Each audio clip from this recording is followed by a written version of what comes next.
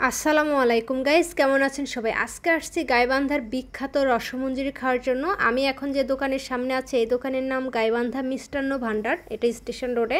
তো আমি দোকানের ভিতরে প্রবেশ করলাম। এখানে শুধু রসমঞ্জুরি না, অনেক রকমের মিষ্টি, একদম বাহারি রকমের মিষ্টি বলা যেতে পারে। দেখেন এই যে একটা আপেল মিষ্টি, না সুন্দর না মিষ্টির চেহারাটা, গুলুমুলু।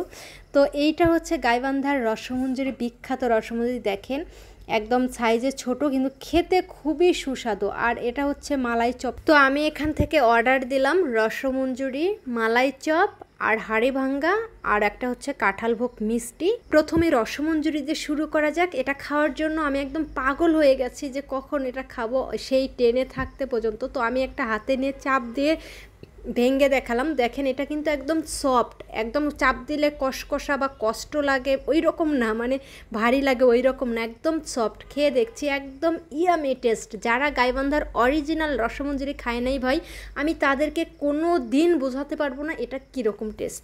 এটা খাওয়ার জন্য অবশ্যই আপনাকে গাইবান্ধাতেই আসতে হবে। এই পট দিয়ে এক পট রসমঞ্জুরির দাম হচ্ছে 50 টাকা। এখানে কিন্তু রসমঞ্জুরির পরিমাণ অনেক বেশি, যদিও ক্যামেরায় অল্প দেখা যাচ্ছে। এরপর নিলাম মালাই চপ। দেখেন সাইজটা কিন্তু বড়ই আছে। এটা কিছুটা রসগোল্লার মতো। রসগোল্লাও যেমন রসে চুবো চুবো থাকে, মানে চাপ দিলে রস পড়ে যায়, এটাও সেই রকম। এটা কিন্তু দুধের সর দিয়ে তৈরি করছে, খেতেও বেশ দারুণ। এটাতে মিষ্টির পরিমাণ একেবারেই সীমিত, মানে দুধ জাল দিলে যেরকম মিষ্টি হয় ওরকম মনে হচ্ছে। গরম দুধ জাল দিলে যে লাল হয় ওই দুধটা খাচ্ছি, ওই রকমই মিষ্টি, ওই রকমই ফ্লেভার। এই মালাই চপের প্রাইস নিয়েছে 35 টাকা। এরপর নিলাম হাড়ি ভাঙ্গা। তো এটা খেয়ে দেখা যাক। এটা একদম অস্থির লেভেলের কড়া মিষ্টি, মানে এক কথায় মিষ্টি যেরকম মিষ্টি হওয়া উচিত ওর চেয়েও বেশি মিষ্টি এটা, কিন্তু খেতে অনেক সুস্বাদু।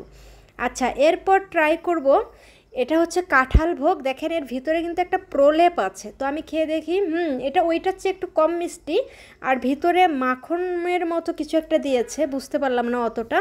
এই মিষ্টিটাও কিন্তু টেস্ট ভালো ছিল। এই